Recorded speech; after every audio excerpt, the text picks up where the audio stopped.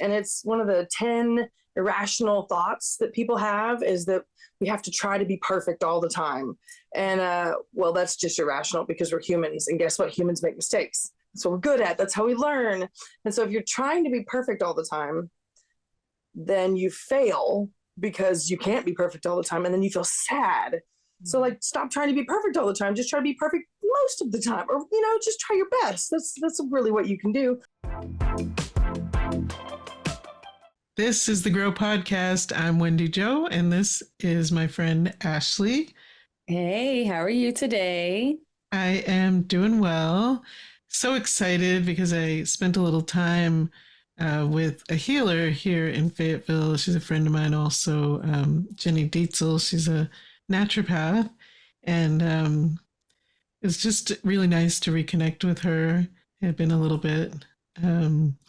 She has lots of products that I really enjoy. She's definitely all in on the natural healing, natural health side. One of my favorite products she has is called Calm as FT. Oh, cool. And it does just that. Oh, nice. Yes. What is in her teas that makes you calm? Do you know? It's a blend of different herbs, and she was selling it on her website, but now you can only get it wholesale. But you can meet with her like over Zoom, and she'll teach you how to make it yourself. Oh, cool. Which is pretty cool. She's really into, empowerment in your own health and that kind of thing. Yeah, I love that. So I hear she has a very interesting topic. I mean, even though she makes these really cool teas, I hear that you guys talked about something very interesting. And so I want to hear more about that. Yeah. So I think it's kind of this topic is near and dear to my heart also, because I love natural medicine. I was trained in a field that is really part of allopathic medicine, although my field is very holistic, and we can involve, lots of, natural health methods in it. But ultimately, it really is part of mainstream medicine. So she's really lived her life, with natural medicine, but then she was in a crisis and needed to go to the hospital, to the ER, and receive some pretty heavy treatments. And it really brought up a lot of fear in her, and then ultimately helped her to develop a new self-care pattern. So I think sometimes really being able to turn it around is really where it's at, And I feel like that's the testimony we're about to hear, is how can you get yourself to transform your life the way that you want to be able to do it. And I think for a lot of people, we have to go through very devastating times for us to see or to like jumpstart different new behaviors. But I hope through uncovering some of her story that it inspires other people to take action before you hit the devastating story. So I'm really interested in what's to come. Yes. So coming up now, my interview with Jenny Dietzel. Hey there, Wendy Jo from the Grow Podcast. We're talking about self-care today, mainstream medicine and natural medicine, and how they intersect. And I think it's really difficult sometimes, if your go-to is natural healing and your own self-care, to know when to go to the mainstream doctor. So if you're not feeling well at all, a good piece of advice that I would have is to make sure you have a blood pressure cuff, pulse oximeter, and thermometer at home so you can take your vital signs. If you think you might be having a heart attack or a stroke, this is what they're really good at. It's time to go to the mainstream doctor. Once they've checked you out and the crisis is over and you know what you're dealing with, then you can make decisions about what you want to do from there. It doesn't mean you have to follow every piece of advice they give you.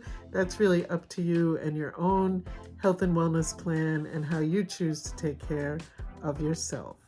Hey there, friends. Wendy Jo from the Grow Podcast. I am super excited today because I am introducing you to Synergy Skinworks, your trusted source for medicinal cannabis patches.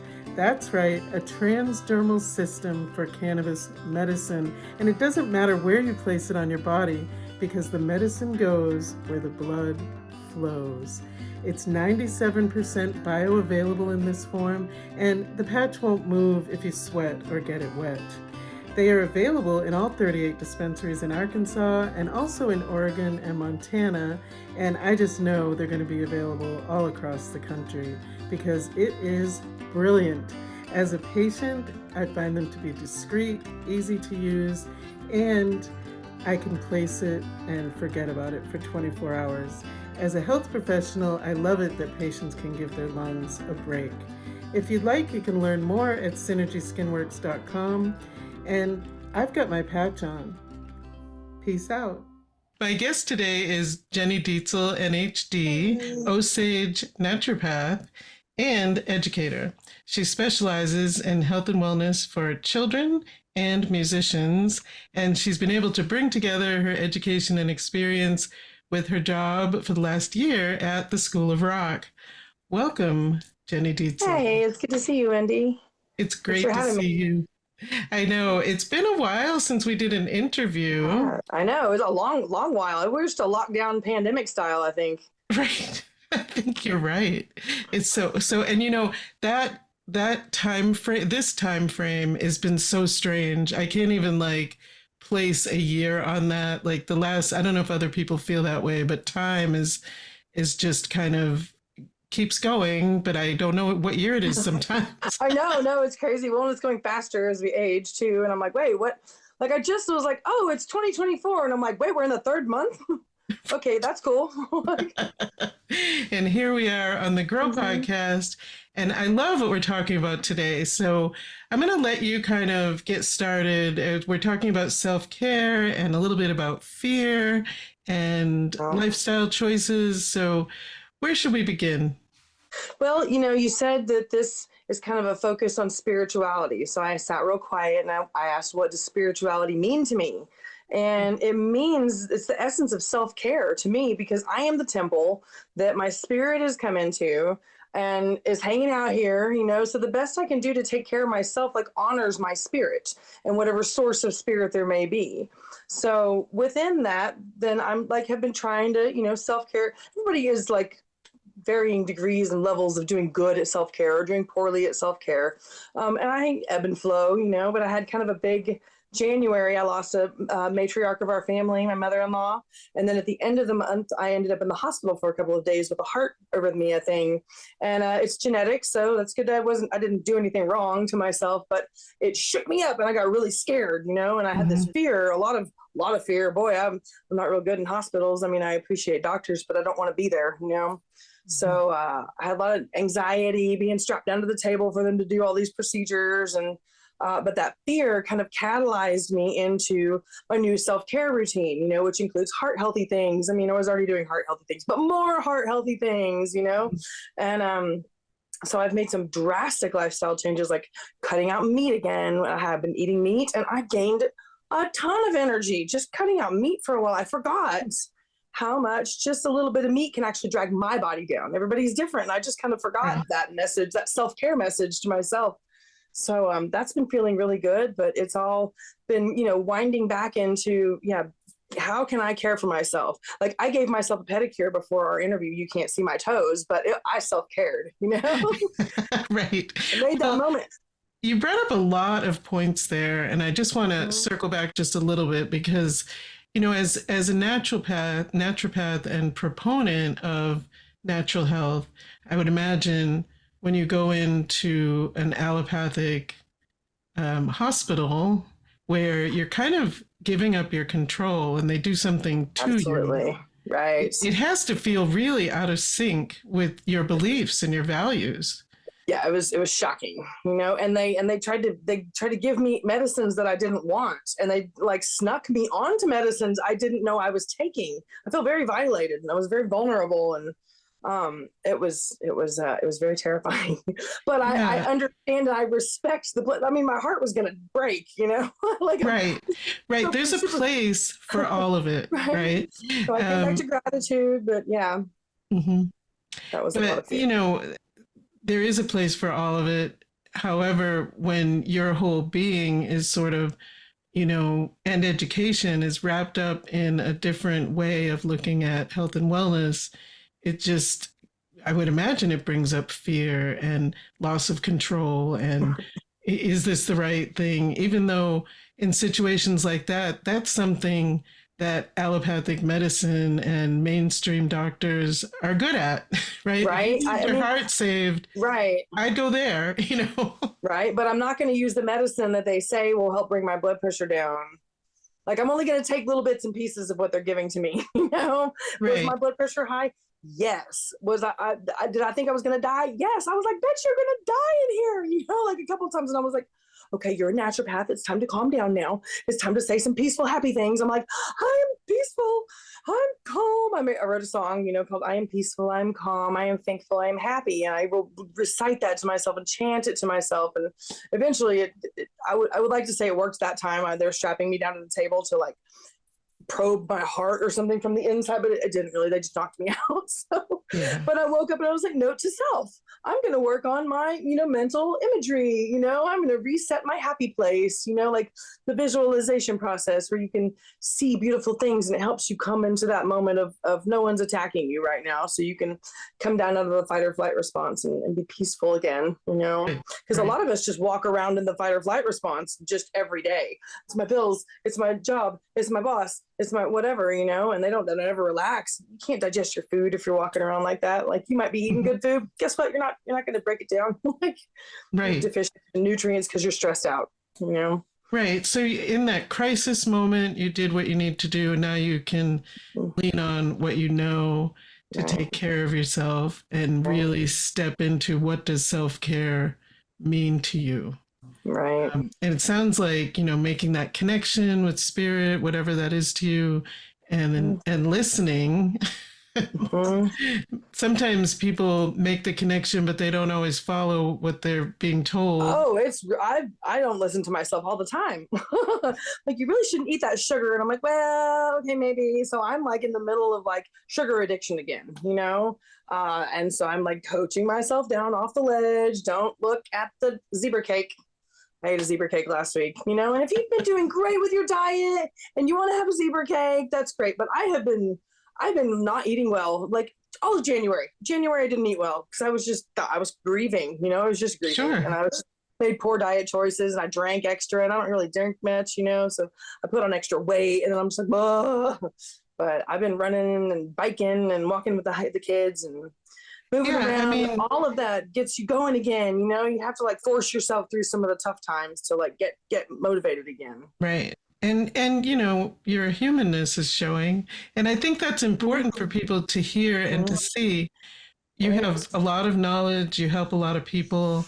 And sometimes as a healer, it's hard for us to do that for ourselves.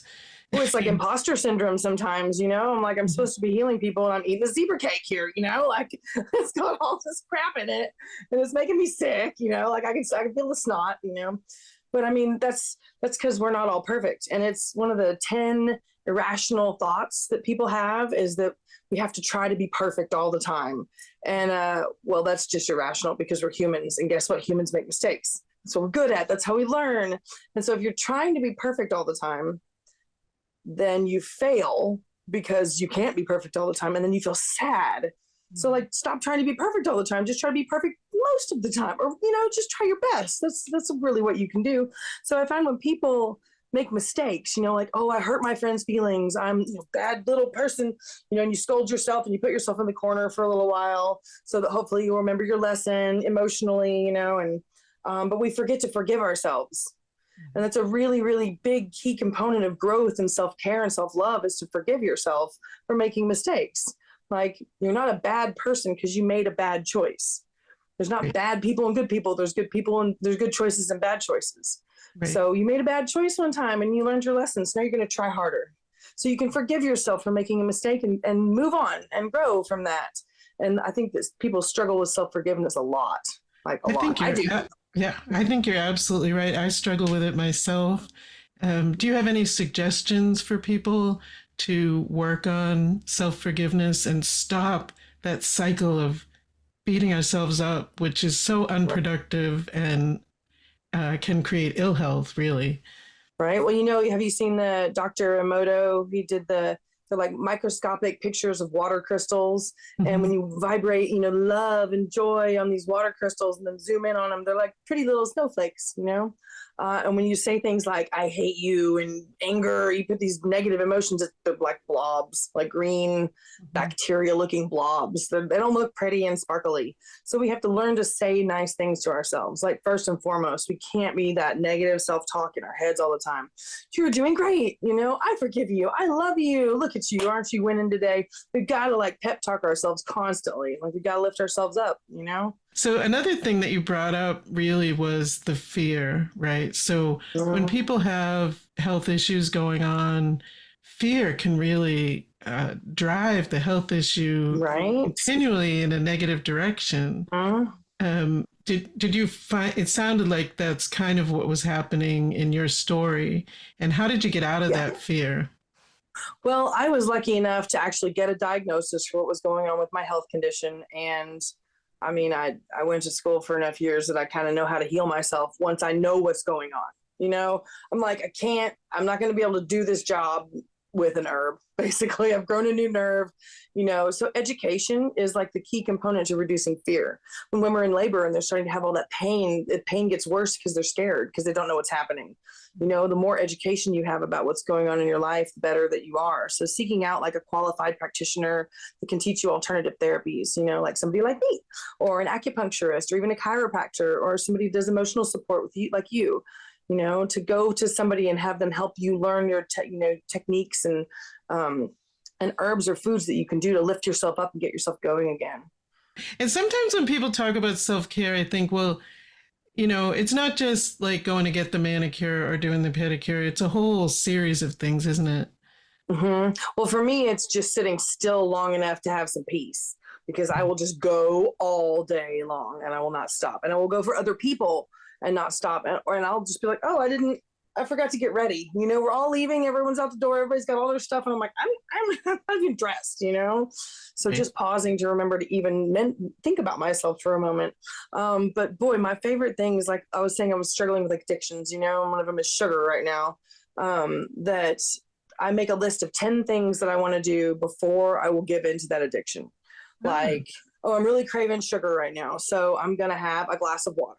Then I'm going to do 10 sit-ups. Then I'm going to go outside and get some sunshine. Then I'm going to do 10 deep breaths, and I'm going to do some kind of a meditation, or I'm going to sew something, or I'm going to have a snack. I'm going to go take my fish oil. I'm going to call a friend. I'm going to dance, run, exercise, walk, hula hoop. You come up with whatever you can do, but some of them addressing, like when people slouch all day long and they have poor posture, they just need air.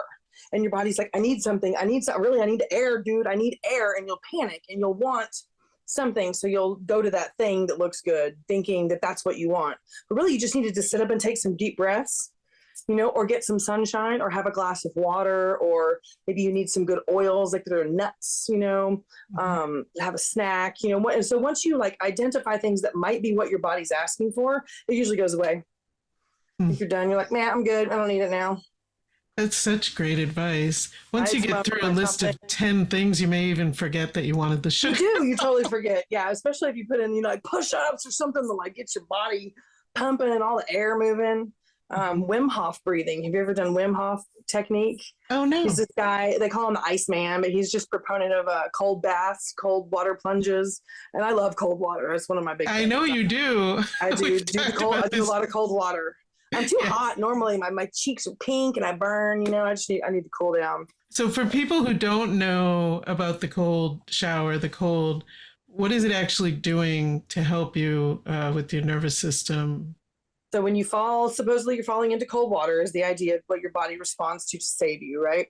So you've gotten into cold water and you take your deep breath, and it's called the shock to do that. And all of the blood in your body goes to the core of your organs. Like it leaves your hands and leaves your feet and goes to your core so that it can maintain the heat of your organs, like keep your kidneys warm and your heart warm. And if you lose a foot to hypothermia, well, too bad, but you'll live without a foot. Right.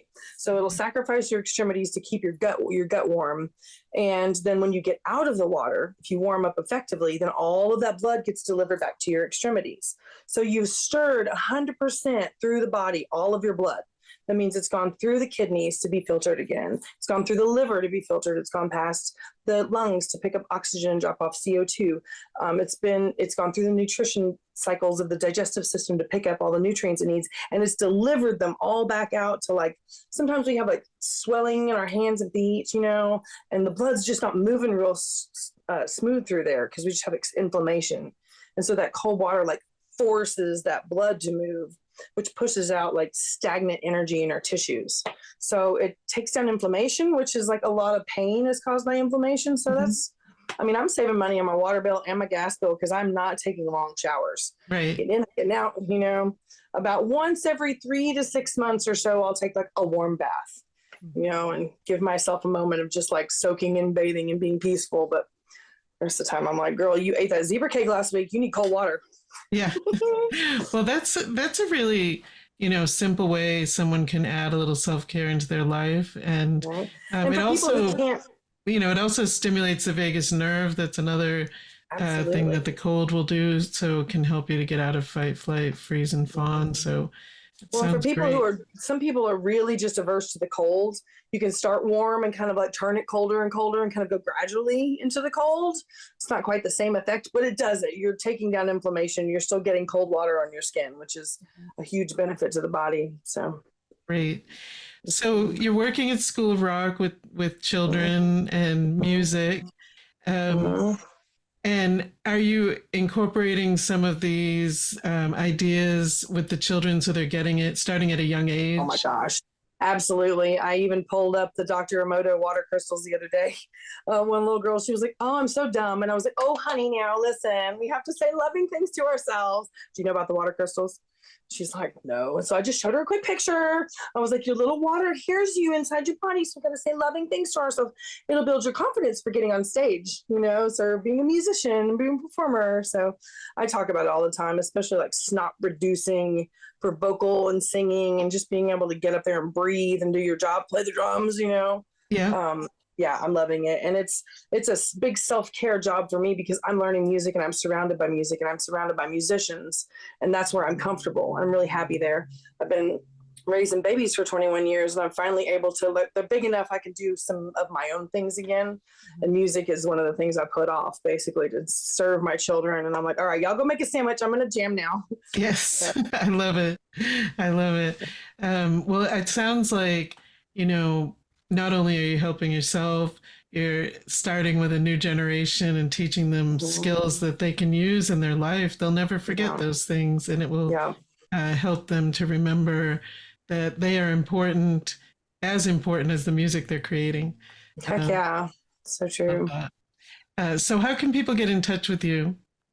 Well, I've got my website up for selling a couple of the products that I have. I have an herbal salve that I make. I'm kind of going to wholesale orders on that, which you can find them at Ozark Natural Foods, Steel Creek Acupuncture, a couple other places in town.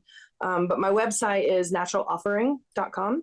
And I post my classes on there when I get classes. And I love to teach like herb walks in the spring. So I'm going to be doing one soon, definitely down at the Greenland Park, which is just right down the road from me.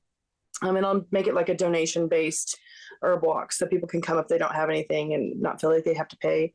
But I get to talk about the herbs, which I love to do, and empower people finding like there's a green food powder in your yard. If you just pick the edible leaves and put them on a plate, let them dry, and then grind them into your smoothie, you just added free, native, wild green food powder to your food, Fantastic. Things like that. That's a huge, I've always wanted to make my own blend, but it changes every year. And so, it'd be hard to put the nutrition information on the label or whatever, but yeah, so I'll be teaching classes on herb walks for sure. And I'm hoping to get my musicians wellness class up and running in the next few months.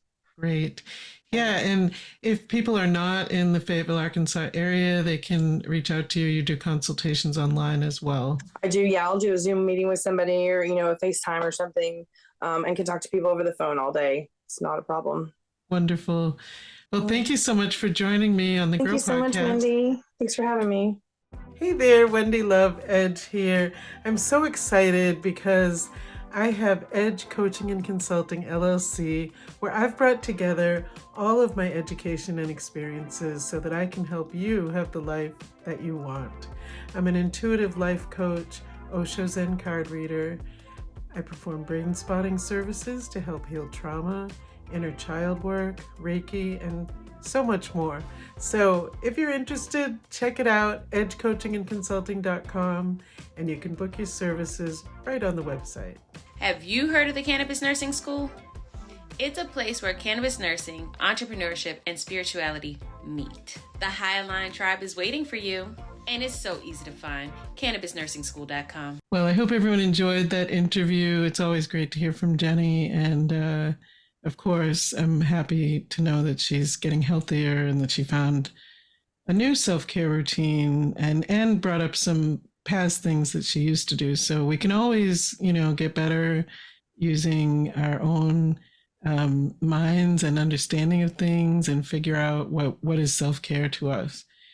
But I think it's interesting, that intersection of natural health and mainstream health can be really difficult for some people if they're really strongly one way or the other. What are your thoughts about that? Yeah, it's hard to navigate both because I think this, like our natural care and our Western care, it doesn't really blend well right now.